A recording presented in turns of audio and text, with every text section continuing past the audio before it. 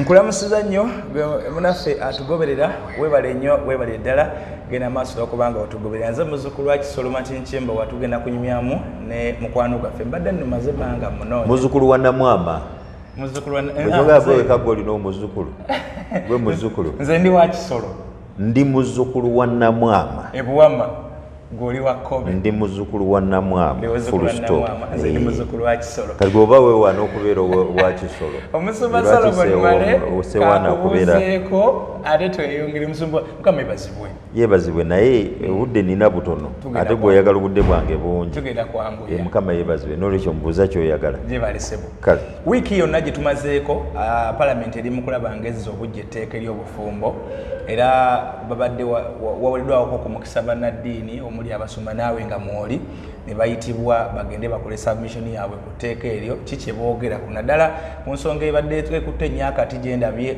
gyenjagadde oluŋŋamya abakristaayo bano abakugoberera ensonga ya mwami oba omusajja omukristaayo okuba n'abakyala abasukka mu omu buli omu akyogerako bubwe buli omu ebawandiika betegera bulala amanyi n'atamanyi buli omu ali mu layini eyo ekituufu kye kimusumba kakati omanyi nze njogeza nnyo bwino ekyo kituufu ate obunanfuusi nabukoowa hypocrisy abawakanya ekintu ky'omusajja okuba n'omukyalo abasukka mu omu tebategeera byawandiikibwa butamanya byawandiikibwa ekyokubiri baawuddiisibwa abazungu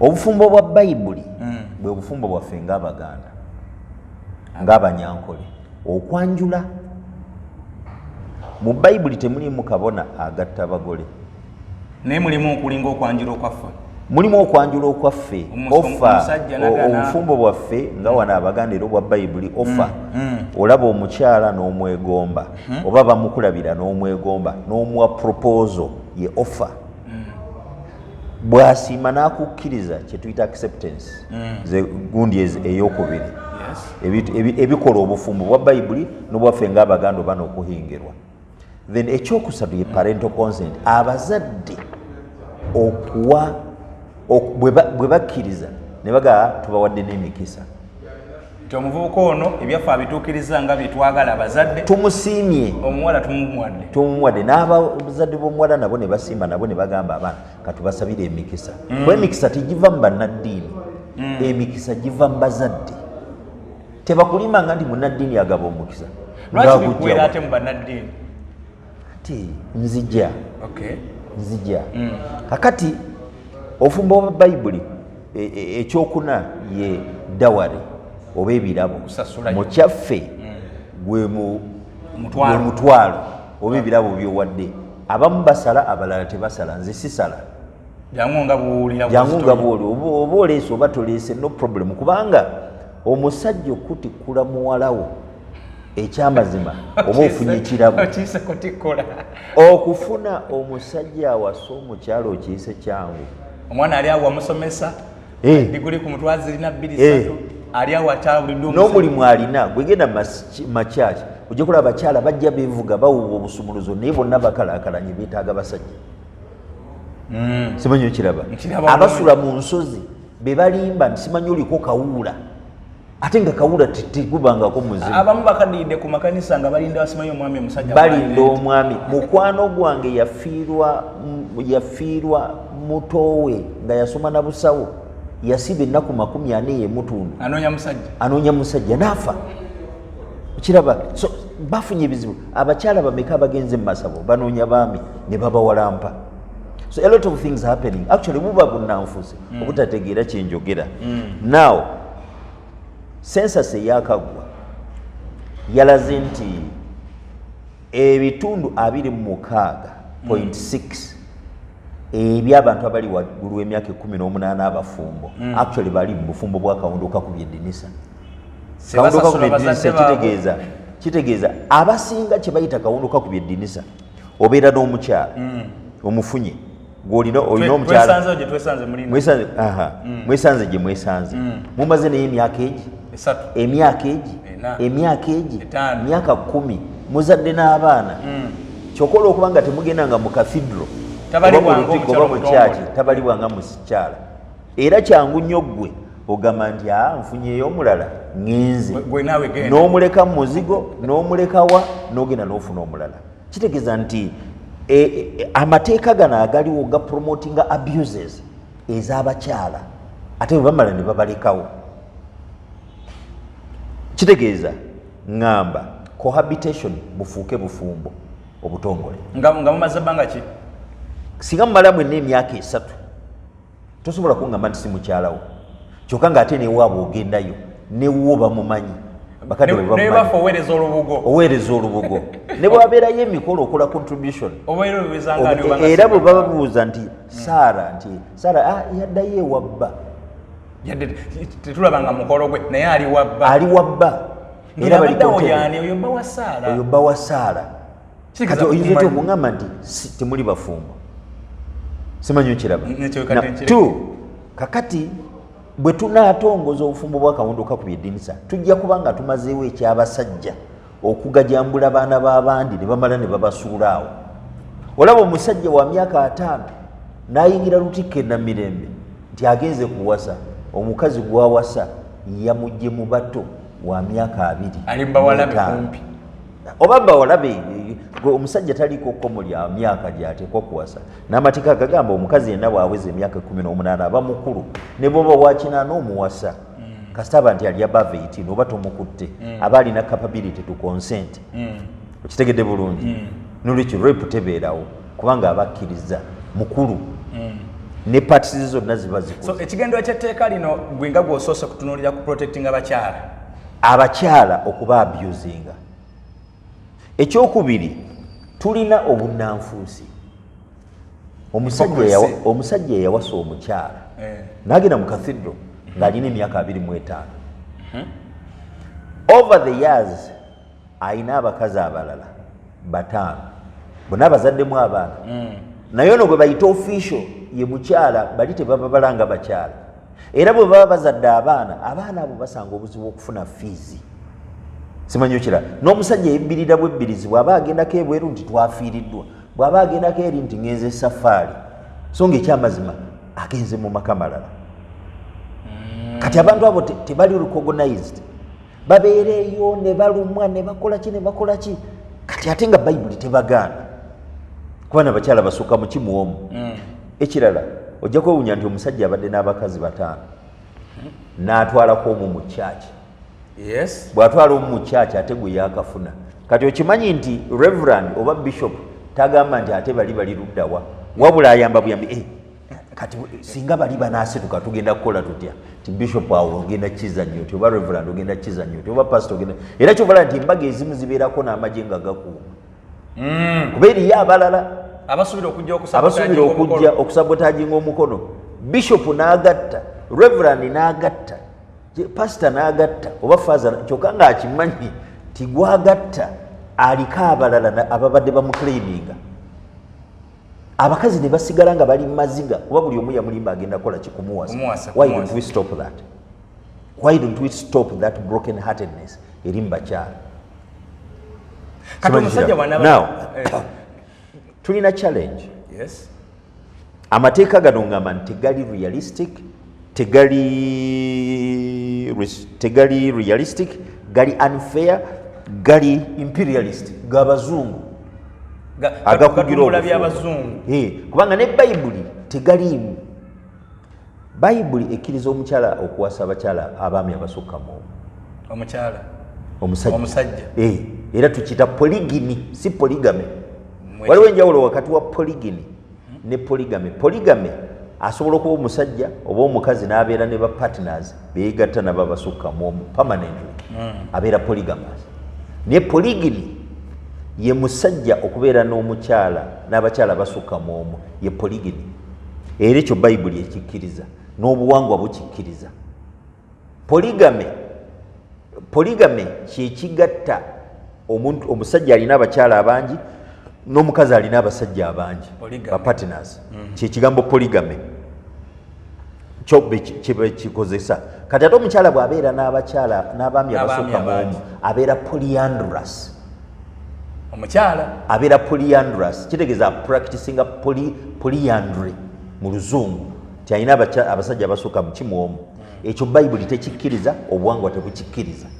N'ebuyindi abakyala gye baalinga basasula ddawale ng'abakyala be basasulira abaami, nayo tekyakola era tekibangayo, era kyasigalanga omusajja yawasa omukyala, kubanga omukazi tayinza kukola musajja lubuto, so nga ate omusajja asobola okukola abakazi embuto.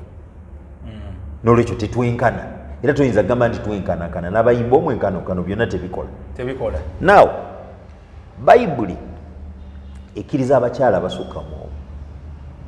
Bw'osoma ekitabo kya Exodus Kwekuva essuula eya 21 olunyiriro lw'ekkumi wagamba nti omusajja bw'anaafunanga omukyala omulala gw'abadde naye taamumenga bino: ekisooka ebyokulya, ekyokubiri ekisulo, ekyokusatu engoye, ekyokuna akaboozi oba conjugal rights.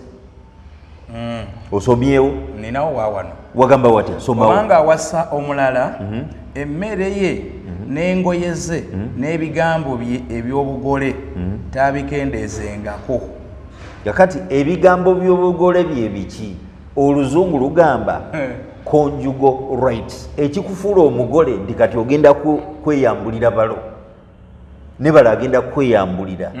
Mukole kye mubadde mutakola nga tuli mugole, nga temwemanyi, nga temuli babiri, nga temusinkanye. Ebigambo by'obugole, kubanga olusisinkana bwoti nti oli mugole, era ne bana abazze ku mbaga baagala babawo obudde mugende mweggwere. Kati oŋŋamba otya? Mugenda kye bayita honeymoon. Yammwe babiri mugenda kwemala goga oba mudduka mayiro mmeka Katonda yamanyi. Nema mwina abaana mubalekera meidi oba meidi oba ani oba bajjajjaabwe. Okiraba ezo ensonga z'obugole. Kati oŋŋamba otya nti bayibuli osomye ekitabo ki? Okuva essula mmeka? Oŋŋambye 21 n'olw'ekkumi. Wagambye watya? Obanga awasa omulala emmere ye n'engoye ze n'ebigambo bye eby'obugole taabikendeezengako. Ekitegeeza bw'oba n'obusobozi obukola ebyo byonna ojja mulabirira, ojja mugabirira, ojja kukola ki? Osobola n'okugabirira omulala. You are free. The Bible releases you. Bagenda ne bagamba nti Katonda yakola mu lubereberye omwami ono mu n'omukyalo omwo. Fine, I agree. Katonda n'agamba omusajja go and procreate n'omukyala mugende mutonde, sijja kuddamu kutonda. Mugende mutonde. Balekedde obuvunaanyizibwa n'obuyinza obwo. Fine, mugende mutonde abalala. Naye bwe yakikola singa yali ayagala kye kiba kibeera. Omanyi kye yandikoze? Abasajja n'abakyala bandizadde abantu abali iko, abasajja n'abakazi, ate ne one moment nga waliwo abaagala okufumbirwa bali 10 n'abaagala okuwasa bateekwa okuba 10. Naye bwe kiri genda mu makanisa olabe baana bawala abasiiba bakaze ne byute yaabwe neefa kuba basaba. Ekyo kyo nkirinako obujulizi. Genda olabe bannaddiini abafere, kubanga tebalina solution ku bakyala abatafumbiddwa. Babagamba nti baliko kawuula. Kawuula omuntu yenna omufu, omuntu yenna bw'atuuka mu puberty hormones bwe zigamba nti kati weegombe weegatte, akuba obufaananyi, bw'aba tafunye gwe yeegatta naye yeerooterera to release. N'omukyala yeerooterera. Kati bo nga bagamba nti waliwo omuzimu ogujja ne gukozesa. Olina kawuula. Oliko kawuula. N'omusajja yeerooterera. Kati nabo batuuso bagamba nabo baliko kawuula. Kawuula teguliyo. Kawuula simanyi alina mu kika kyabaki. Kawuula linnya oba tayito ya muntu mu kimu ku bika by'Abaganda. Kati bannaffe ate abalokole batandise okupedolinga kawuula. Kati ate n'Abangirika n'abaki topic mu kyaki kawuula.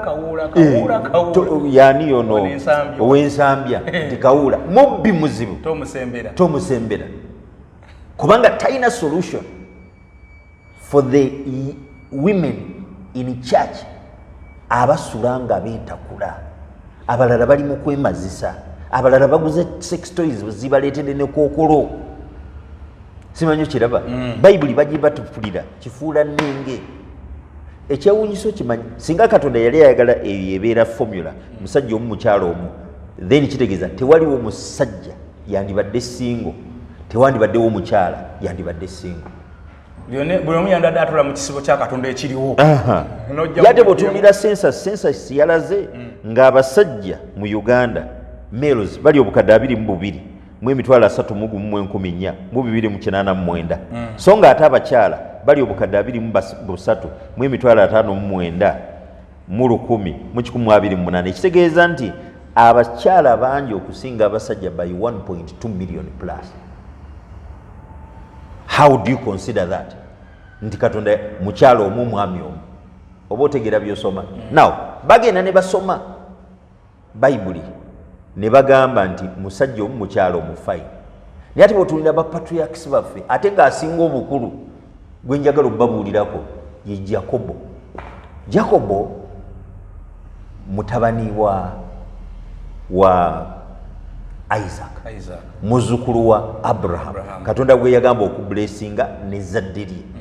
Now Jacobo yakuba Katonda ennume y'ekigwo gwe wali okubye Katonda ennume y'ekigwo Katonda n'agati onkubye mpulira n'enkiza ennuma si nze nawandiika Bayibuli awo wosomye nze nawandiikawo kuliko erinnya lyange kati lwaki banvunaana nakuba Katonda ennume y'ekigwo enkoona n'enywa n'enkizi n'emukutuka laga onkubye ennume y'ekigwo simanyi oba Katonda Yakobo yawasa bakazi abana naye Katonda bw'amala omugamba nti onkubye ennume y'ekigwo ko ye mpa omukisa ko ye nti kale ng'okuwadde tokyalina Jacobo gwe Isirayiri ti kale bw'atuumibwa Isirayiri yalina abakyala aba yalina Rachel yalina ne Leya yalina n'abazaana baabwe era yazaala the 12 tribes of Israel ebika 12 bya Israel ninjagala osooka ombuulire bwe butaba bunnanfuusi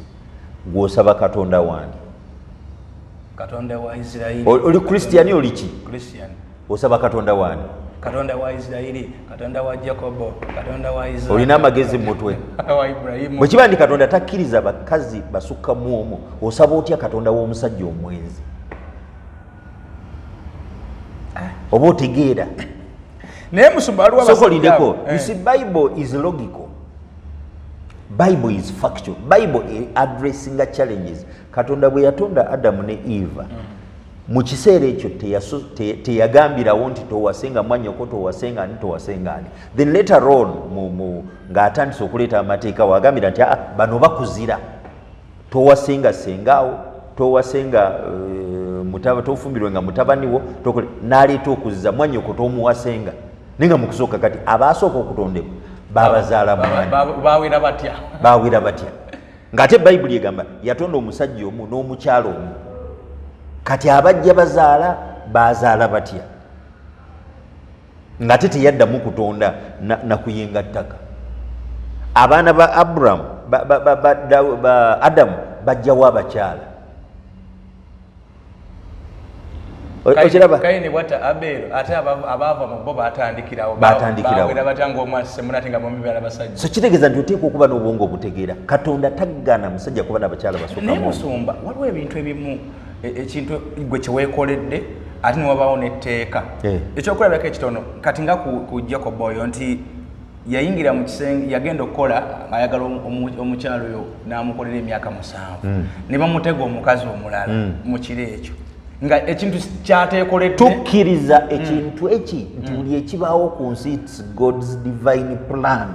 Katonda yagala okutuukiriza amaanyi Katonda yakitegeka gwe wali omanyi nti mutabani wa Jacobo gwe bayita Yusufu bamutunda ebuwara Misiri naye ate bwe bamutunda e Misiri olaba nti baganda be bwe bajja teyabamma mmere yabagamba nti mugitwale naye mu luvannyuma ennyo ng'ate gavana musimu bamutwala ng'obuddu yali asobola okwesasuza nti abate naye yabagamba kyemwakola okunnumya Katonda yakifuula n'akifuula obulungi gyendi ng'ateekateeka abaleete mwampa bugagga kugamba mwampa kyemwali mulowooza nti munkoze bubi Katonda yakitegeka God's divine plan. Waliwo ekintu kye tutayigiriza mu Bayibuli tukiyita predestination.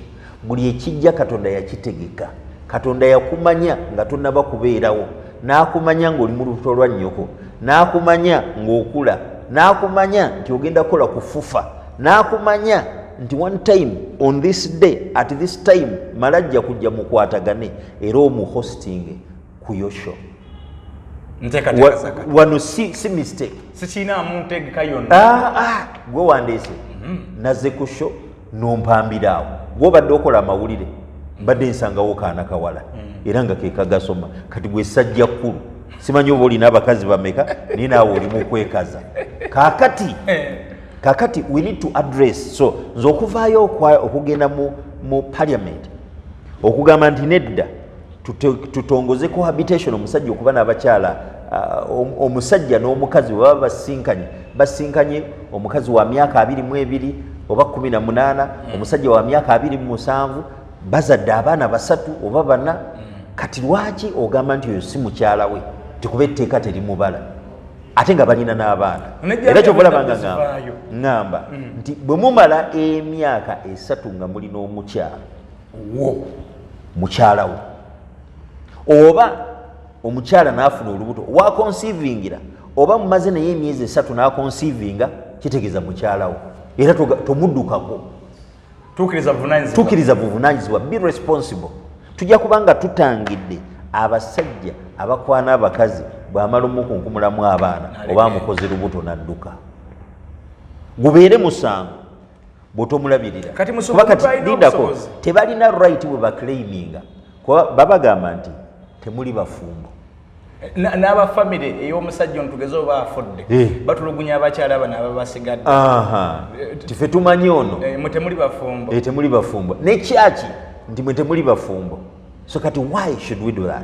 Ngamba cohabitation etongozebwe. Ekyokubiri ngamba polygyny etongozebwe ng'obufumbo bwa Bayibuli. Tewali nsonga lwaki Christian abeera restricted ku mukyalo omu ate nga Bayibuli tekigaana. Abagala polygamy, abagala monogamy, babeere ne Christian monogamy ate ye talina bibuliko. Christian monogamy omanyi yava. Ekkanisa okimanyi nti yagattanga abagole n'empeta teyaliiwo. About 800 AD nga Yesu yamala dda okugenda. Mu Europe batandika abantu the who is who olina ssente genda mu church bakuwandiika ate kwalinga kuwandiika. Ne basoma ne mukuŋŋaanya abantu pate mugikolera mu church kyekyalingawo. Now empeta ejja around 900 bagikopa Misiri okubambaza empeta. Abamisiri be baali bateeka ku bakyala baabwe empeta. Abamisiri bagambye baali bakristaayo. Now bw'ogenda mu 1563 waliwo gye bayita Council ye Trent. Council ye Trent Catholic Church yali matiga 1 abantu bagidduka. Martin Luther yali atandise kye bayita Renaissance. Manya rebirth Renaissance. Kati nga Renaissance tuzibwe obujja kyawandiikibwawo nti omuntu anaalokoka lwabikolwa, omuntu alokoka lwakukkiriza, salvation by faith. Era ye musajja yagenda e Wittenberg n'ateeka baziyita 95 thesis analysis ye ku byali bikolebwa mu church ng'ate si bya Bayibuli. Martin Luther era ye yavumirira kye tuyita purgatory, timuleke kulimba nti omuntu bw'afa ate eriyo first heaven ne second heaven. Tinolwekyo bw'aba yafa musobola omusabira kasita basasula ssente n'ava mu purgatory, n'ava mu Gehenna n'ayingira purgatory. Ine bitambiro by'emmisa. Ebyo bitambiro by'emmisa. Martin Luther yabikuba papa. Terobira beyo musande sendeza kitambiro kya kakati Renaissance etandise muli lugukoledde. Kakati Council of Trent etuula abafumbo baagala kudduka. Simanyi kiraba. Kati banoonya engeri gye babanywezaamu. Ekyali kigulubya obufumbo tukoze tutya abantu bano basiba. Kati Catholic Church yali eyigiriza mu kiseera ekyo nti omuntu okubeera celibate kyekisingako okusinga okubeera ng'afumbiddwa oba ng'awasizza. Celibate nga bakabona bwe bakola aba Catholic Church, abasaserodoti. Kakati bagamba tukoze tutya. Kati ate Abaroma bo balya bisiyaga. Anti babajjako kino ekyokuwasa. Bakola ne party. simanyi kiwulira bagenda ku kye bayita sex sprees bagenda mu orgies kye bayita sexual orgy okimanyi abasajja bayinza okuba basatu nga bali ku mukyalo oba abasajja basatu ono alya munne ebisiyaga n'olya noolya ye sexual orgy baziyita orgies abalala balina nsolo bestiality kyekyali e Roma buli kazambi yaliyo kati babuuza naye bano abasajja betufuga kuba Rome yali empire bo bawasa ffe tetuwasa what if they become numerous ne ba enemies baffe bonna bonna gye bali bo bawasa babeera n'abakyala basukka mu omu ffe tuli bisiyaga tuli mu kwegatta nansolo tukoze tutya ne bagamba bayite paapa bamugambe apedolinge kye tuyita monogamy as a doctrine kati mu Council of Trent mu 1563 bwe batuula basalawo okukitambuza naye bakitambuza batya bagamba nti kati obufumbo bufuuse sakalamento emu ku masakalamento omusanvu omukirisitu ng'ateeka okwetoola matirimunyo nga mwe muli baptisimo konfirimansiyo n'abalala kusigibwa kw'abalwadde kaakati olaba awo wetujja kati batandika ogiyigiriza etongozebwa mu 1563 naye ngaetongozebwa etya nti omukirisitu yenna okumubala nti mukirisitu mufumbo alina okuwandiikibwa ani amuwandiikira faaza ate faaza tawasa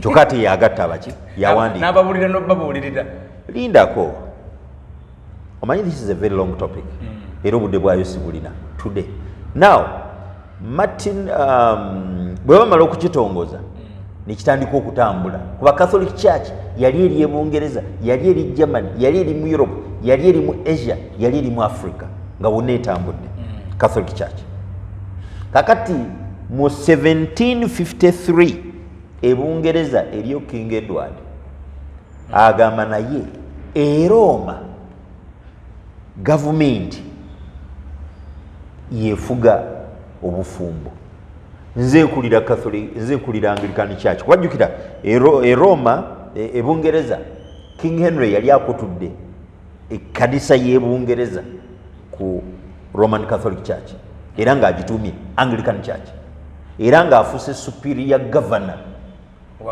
superior wa Anglican Church era abakozi bonna mwe muli akibishop mwe muli ba bishops mwe muli abawule bonna mu Bungereza okimanyi nti bakozi ba gavumenti yebasasula era bafuna emisaala era ba bishops batuula mu kyetuyita House of Lords babayita ba Lord Bishops yensonga lwaki eri babayita ba Lords kati wano bye bagamba nti my Lord the Bishop bakoppa kiri ekibongeza nti Lord Bishop kyokka ate ne batamanyi wano ba bishops ba wano batuula mu parliament abalina yaabwe bagita House of Bishops are they legislators kati bafuuka batya baloodi okujjako bafaaza abadde basimbawo najja nkubuuziza nti bafuuka batya abaloodi bakijjeeri nga bonyonyodde okiraba kati wano babayita my Lord the Bishop my Lord Bishop my Lord ninga my Lord eri ba bishop obwanglican gye bwava batula mu House of Lords kyekibayita ba Lord Bishops kati mu 1753 okiwulira e Bungereza King Edward alagira obufumbo butekingibwe over by the state era ne bayisa gye bayita Lord Hodwinkle's Act oba Act of Lord Hodwinkle's Act kati Lord Hodwinkle's Act bwefuluma egamba etya nti omuntu yenna okubalibwa nti mufumbo mu England oba mu Bungereza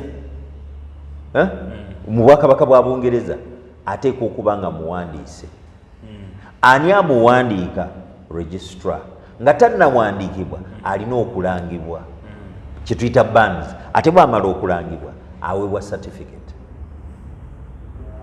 simanyi okiraba naye nga namukyalo omu kuba Roma kye yali etambuza 1904 batukolera marriage act era bakola ne divorce act bwe bakola marriage act ejjawo kye tuyita parental consent ne introducinga kye bayita age of consent Tokyebuuza ku muzadde wabula gwe emyaka gyo kasagituuka. Era kyova olaba obufumbo budangaladde gwe wabuuzaako bakadde be omukyala gw'oleeta nti munzikirize empase baali involved wamubalaga olwedde musazeewo probably nga n'okwegana nga mutandise baakimanyako naye dda tekyali nga bwe kityo kasita twava ku how things should be bayibuli tekkiriza kwegadanga nga temunnafumbirwa eba ekiyita fornication naye kati bakikola christians bakikola pekiseni bamukola tesi bazikola wuliriza omukyala mbeerenge nti mpaako omukubejjalibo oba muyembe nti mpa sooka ompeeko guno ndyeko ndaba oba guwo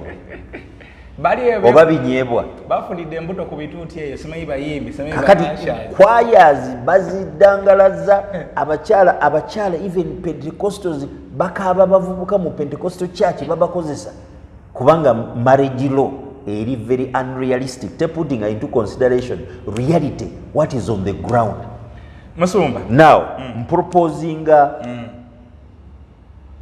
polygamy musajja abeere n'omukyala asukkamu wa ddembe.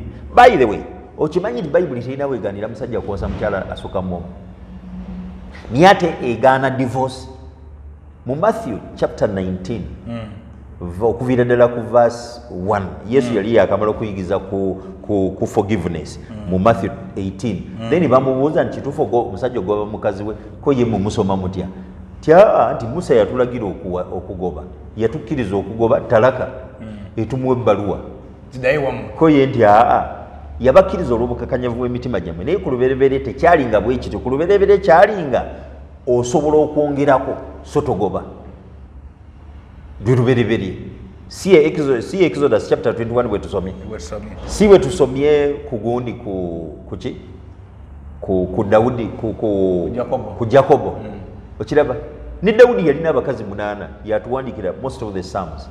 Solomon bakazi 1000 ne concubines abakyala 7 concubines 3 yatuwandikira Song of Solomon, Proverbs neki ne Ecclesiastes. Temulina bwongo ne musoma ebitabo ebyawandiikibwa abasajja be muyita abenzi ate ne mubikkiriza nti they are part of your doctrine,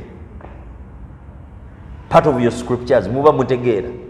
So musumba kino kigenda lindako soko lindeko bwogenda mu 1 Timothy chapter 3 egamba nti omusajja yenna bwe yeegomba obulabirizi yeegomba ekintu ekirungi. If a man desires